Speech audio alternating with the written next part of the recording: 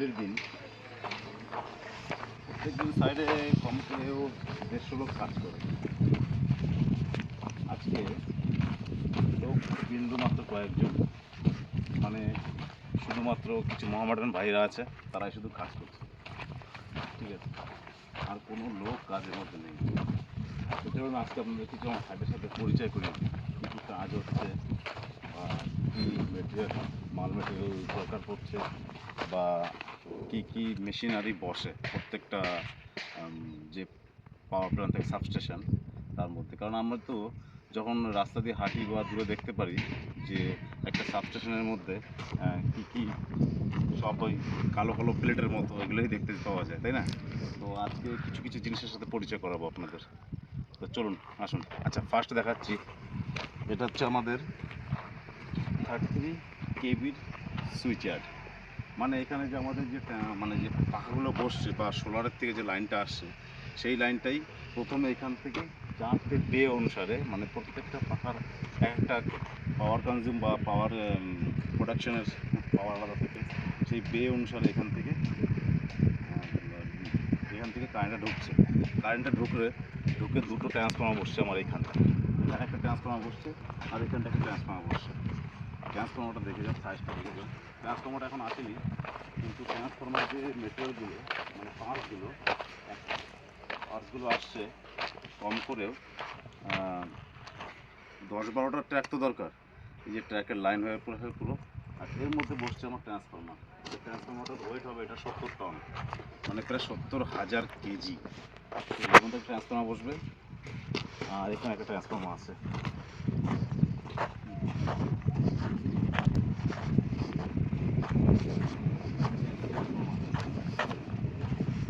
মাঝখানে এখনও তৈরি হয়নি, এটা জাস্ট কালকে লেআউট দিয়েছিলাম। আজকে বা কালকের থেকে আগামীকাল থেকে এটা কাজ চালু হবে। এখানে তোমার হবে যে ট্রান্সফর্মার ভিতরে যে তেলটা থাকে, অয়েল যেটা থাকে, সেই তেলগুলো কোনো অ্যাক্সিডেন্টলি যদি ট্রান্সফর্মার ব্লাস্ট হয়ে যায়, তার তেলগুলো পুরো এখানে একটা ট্যাঙ্ক হবে, অয়েল পিট, তার মধ্যে এসে জমা হবে।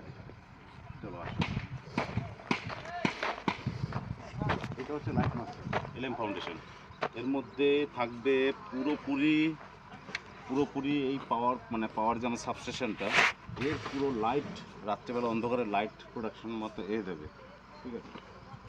চলো আসো। আর এটা যে ড্রেনটা দেখতে পাচ্ছেন, এটা হচ্ছে কেবল টেন্স, পুরো লম্বা কেবল টেন্স। এরকম 6টা কেবল টেন্স আছে পুরোপুরি সুইচ ইয়ার্ডের মধ্যে। এর মধ্যে থেকে পুরো মোটামুটি লাইটের কেবিল হোক, CT, PT, circuit breaker, transformer, others all ইকুইপমেন্টের কেবিল এর মধ্যে দিয়ে দৌড়াদৌড়ি করবে, ঠিক আছে। এর মধ্যে ট্রে থাকবে, ও ট্রের মধ্যে দিয়ে দৌড়াদৌড়ি করবে। আজকে শুধুমাত্র সাইডে শুধু আমাদের মোটামুটি যারা হোলি খেলে তারা একজনও নেই, শুধু আমার কিছু মুসলিম ভাইয়েরা আছে যারা কন্টিনিউ কাজ করে যাচ্ছে, ঠিক আছে। এইটা হচ্ছে আইসোলেটর। এটা হচ্ছে মোটামুটি আপনি মনে করেন যে কোনো আগে যদি কোনো পার্টসে কাজ করতে হয়, এখানে যদি কোনো একটা সেকশনে কাজ করতে হয়, তখন ট্রান্সফর্মার থেকে কারেন্টটা এদিকে আসছে, তো তখন এটাকে বন্ধ করে দেওয়া হবে। এটা বন্ধ করতে পারলেই দেখা যাবে।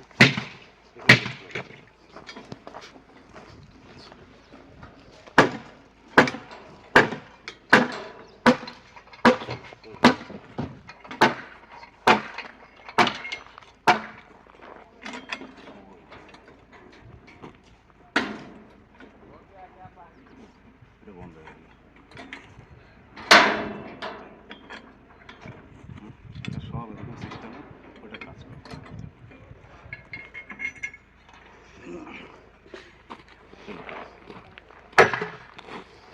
এটা হচ্ছে মিটারিং রুম, ফার্স্ট আমাদের কোম্পানি ইন্টিগ্রাম কোম্পানির মিটারিং রুম। এটা হচ্ছে মহারাষ্ট্র ইলেকট্রিসিটি বোর্ডের এমএসিটি সেল মিটারিং রুম, যার মধ্যে এমএসিটি সেলের সব অফিসার লোক বসবে।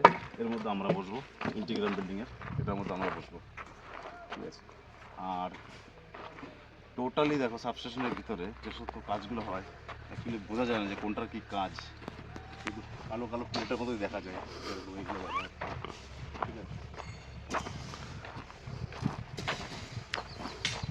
এগুলো সবই অ্যাকচুয়ালি অটোমেটিক থাকে, যেটা আমি হাত দিয়ে ঘুরে দেখালাম, ওটা হচ্ছে ম্যানুয়ালও করা যায়, হাত দিয়েও করা যায়, কিন্তু এগুলো বেশিরভাগই সবই 99% হচ্ছে সব অটোমেটেড। মানে কোনো রকম কোনো অ্যাক্সিডেন্টলি যদি কোনো শর্ট হয়ে যায় বা কোথাও কোনো অ্যাক্সিডেন্টলি তার ছিঁড়ে গেল, তো অটোমেটিকলি মোটর দিয়ে এটাকে অফ করে দেবে। কোনো হচ্ছে আইসোলেটেড। এর মধ্যে বলবে সব সার্কিট ব্রেকার। এর মধ্যে এটা বলতে অল্পের মধ্যে তো চালু হয়ে গেছে, চলুন আগে ওটা দেখাচ্ছি।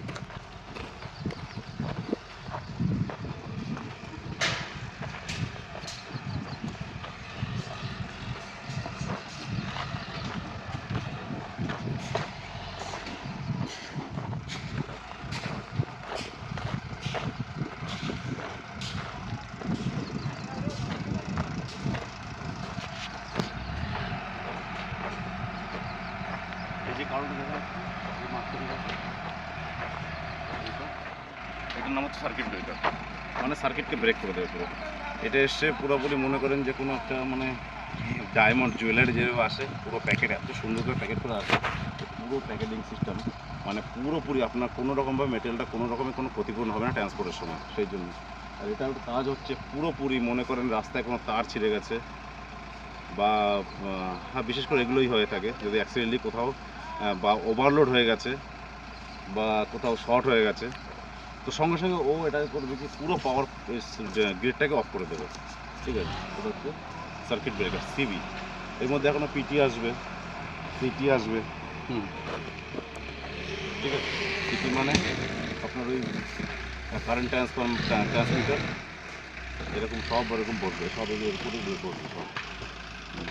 অ্যাকচুয়ালি এগুলো আমারও মুখস্থ হয়ে গেছে, কারণ আগে আমিও যখন রাস্তা দিয়ে হাঁটতাম, কিন্তু রাস্তা দিয়ে যখন হাঁটতাম আমি ভাবতাম যে শুধু তার কি দেখা যাচ্ছে, ফুলের দেখা যাচ্ছে, এগুলোর মানে কীগুলো কী কাজ করে, কারেন্ট ট্রান্সফর্মার থেকে আসবে ডাইরেক্ট লাইটে ঢুকে যাবে, তার জন্য কিন্তু প্রত্যেকটার একটা মাহাত্ম এত মানে ডেঞ্জারভাবে কাজ করে। PT CT current transmitter, current transformer. ঠিক আছে, এটাও বসবে, এটা দাঁড় করেই বসবে ডাইরেক্ট পুরো উপরে বসে যাবে লাইন দিয়ে। অলরেডি বসেছে দেখো এখান থেকে।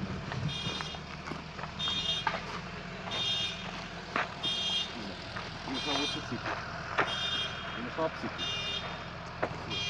টোটাল আমাদের এখানে বসছে, টোটাল সিটি বসছে হচ্ছে 12, 9, 21, হ্যাঁ প্রায় 21টা সিটি বসছে, 21টা পিটি বসছে। ঠিক আছে, আইসোলেটার আছে টোটাল আছে 20খানা আইসোলেটার এর মধ্যে। আমার এই 132 কেবি সাবস্টেশনের মধ্যে বসছে 20খানা আইসোলেটার বসছে। মানে 20টা পার্টের জন্য 20টা আইসোলেটার, 20টা পার্টের জন্য 20টা আইসোলেটার আছে। মানে কোনো রকমের কোনো বিপদ সংকেত হবে না, কারণ এর মধ্যে পাওয়ার সাবস্টেশনের মধ্যে না সবচেয়ে ডেঞ্জারাস কাজ একই জানো তো, আর্ক, ইলেকট্রিক আর্ক, যেটা আমরা এখনও অ্যাকচুয়ালি বাড়িতে যেটা সচরাচর দেখতে পাই না, যে সাবস্টেশনের মধ্যেই ধরা যায়। মানে আর্কটা কেমন, তুমি চোখে দেখতে পারবে না, ওখানে তার নেই, কিন্তু ওখান থেকে কারেন্টের একটা ফ্লো আছে, সেটা 2, 4, 10, 15, 20 মিটার পর্যন্ত হতে পারে। ঠিক আছে, এরকম আর্ক মানে ওটা দিনের আলো তো দেখতে পাবে না, রাত্রিবেলায় দেখা যায় খুব, মানে একটা কারেন্টের একটা পথ, এটাকে বলে আর্ক, এরকম লম্বা হয়ে যায়, কিন্তু আপনি দেখতে পাবেন না, সেটা আগুন বা গ্যাসের দ্বারা আমার দেখা যায় বা বোঝা যায় ওটা। ঠিক আছে, এরকম দেখতে পারে আগুনটা ওর মধ্যে টেনে নেয় আর্ক। ওই আর্ক হচ্ছে খতরনাক। মানে আপনি যে এখানে যে মেগাওয়াট হিসাব হচ্ছে, যেমন এটা হচ্ছে পুরো 120 মেগাওয়াট পাওয়ার প্ল্যান্ট, মানে 120 মেগাওয়াট মানে বহুত বড় একটা পাওয়ার, যে কোনো মানুষের স্পর্শে আসলে সে সেকেন্ডের মধ্যে ছাই হয়ে যাবে, সেকেন্ডের মধ্যে ছাই হয়ে যাবে, তার বডি খুঁজে পাওয়া যাবে না। তো এরকম খতরনাক আর্ক এর মধ্যে দৌড়াদৌড়ি করে, সেই জন্যে প্রত্যেকটা পার্টে যদি কাজ করতে হয় এই আইসোলেটর বন্ধ করে দেবে বা আইসোলেটর অফ করে দিতে হবে আমাদের থেকে।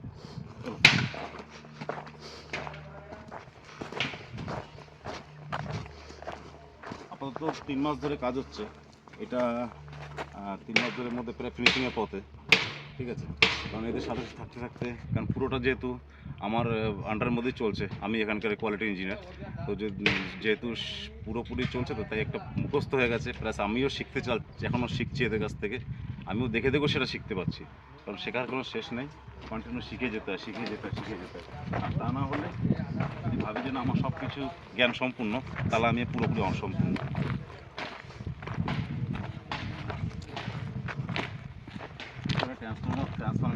ট্রান্সমিশনের দুটো লাইন খাম্বা আসবে এরকম বড় বড় দুটো, এখানে একটা বসবে, ওই মাথায় একটা বসবে, ঠিক আছে। এটা হচ্ছে লিলো পয়েন্ট বলা হয়, যেখান থেকে এই লাইনটাকে কেটে দিয়ে আমাদের এখান থেকে যে কারেন্টটা উৎপন্ন হবে সেই কারেন্টটা আমরা এর মধ্যে ডিস্ট্রিবিউট করে দেবো, মানে এর মধ্যে আমরা অ্যাড করে দেবো, মানে ওটা হচ্ছে সরকারি মেন লাইন, ঠিক আছে। আমাদের এখানে যে কারেন্টটা প্রোডাকশন হবে 120 মেগাওয়াট, সেটা আমরা এর সঙ্গে ফিল্টার করে সেটাকে 133 কেভি থেকে ওটাকে কনভার্ট করে 132 কেভি তৈরি করে একে আমরা সরকারকে দিয়ে দেবো। সেই সরকারি মিটারিং করবে এই রুম, এটা হচ্ছে এমএসিডিসিএলের মেন অফিস রুম, মানে এই মিটারিং করবে যে আমরা কতটা কারেন্ট তৈরি করছি, কতটা কারেন্ট আমরা সরকারকে দিচ্ছি। এখানে মিটার পড়বে, যেরকম আমাদের প্রত্যেকটা বাড়িতে ছোটো ছোটো মিটার থাকে, মাসে বা 3 মাসে একবার এসে রিডিং নেয়। এখানে প্রত্যেক ঘন্টায় রিডিং নিতে লাগে, প্রত্যেক ঘন্টায় কত পাখা ঘুরছে, এখানে মনিটর থাকবে পাখা কতটা স্পিডে ঘুরছে, কতটা পাওয়ার দিচ্ছে কি না দিচ্ছে ইত্যাদি।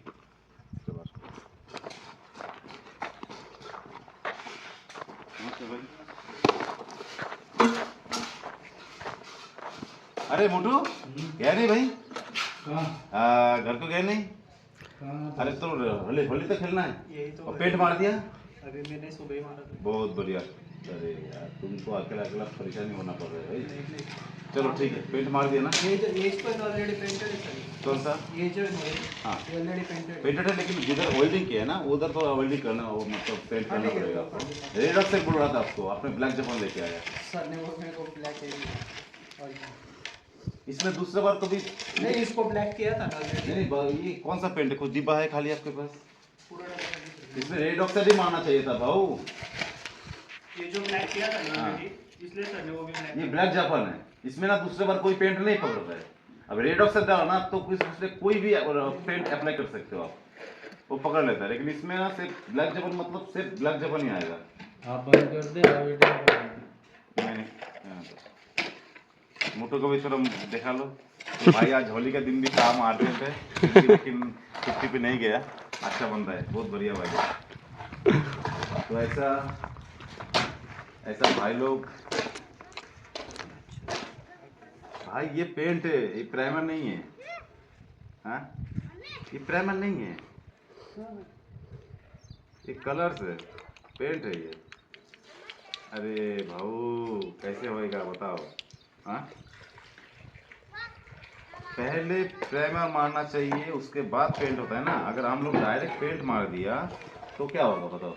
ये जंग पकड़ने वाला ही है, जंग कोई अटकने वाला नहीं है। अब इसके ऊपर पैनल बोर्ड बैठने वाला है अपना, वो पैनल बोर्ड बैठेगा ना 30 साल के लिए, वो हिलने वाला नहीं है। अब नीचे से जंग पकड़ लिया तो हो गया खत्म। हाँ क्या मोटू भाई तुम्हारे सामने बेटा दिखाता नहीं क्या? मैंने तो इनको कुछ कही गया और इसको ठीक है, अभी पीसी हो गया ना, पूरा क्लियर करके छोड़ देने का, झाड़ू पोछ मार के छोड़ देने का। कल सुबह वो लोग आके उनका काम करते रहेगा पैनल ये बोर्ड भी साफ करना है ना सर। नहीं उनका साफ करने का, उसका छोड़ दो, सिर्फ उतना पत्थर वत्थर जो भी कुछ है आपका ऊपर वाला क्या? हाँ बस बस बस ये नीचे सामान वाला? वामान, हाँ नीचे वाला भी, नीचे खड्डे का भी। नीचे खड्डे अगर आपने अभी साफ किया तो क्या होगा, पैनल बोर्ड बैठने के बाद आपको नीचे होकर निकलने नहीं आएगा, है कि नहीं? और अगर निकल दिया तो ऊपर से भी निकल के फेंक सकते हो बाहर।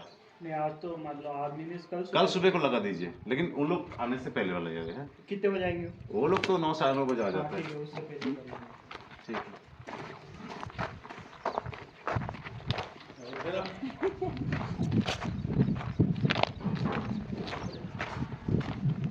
এর মধ্যে পুরোটার মধ্যে না এখন শুধু উপরের যে ইলেকট্রিক ওয়্যার, মানে যেগুলো কারেন্ট ফ্লো করবে সেই কারেন্টের তারগুলো, ঠিক আছে, ওগুলোই বেস বলা হয়।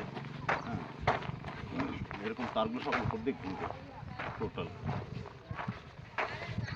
তো যাই হোক, কেমন দেখলেন ভিডিওটা জানাবেন। আর সুইচ ইয়ার্ড বা পাওয়ার সাবস্টেশনের ব্যাপারে যদি কি জিজ্ঞাসাবাদ থাকে বলতে পারেন, অসুবিধা নেই, ঠিক আছে। আমারও জ্ঞান সীমিত, অল্প জ্ঞান, আমিও ওখানে জ্ঞান অর্জন করছি, কারণ শেখার কোনো শেষ নেই।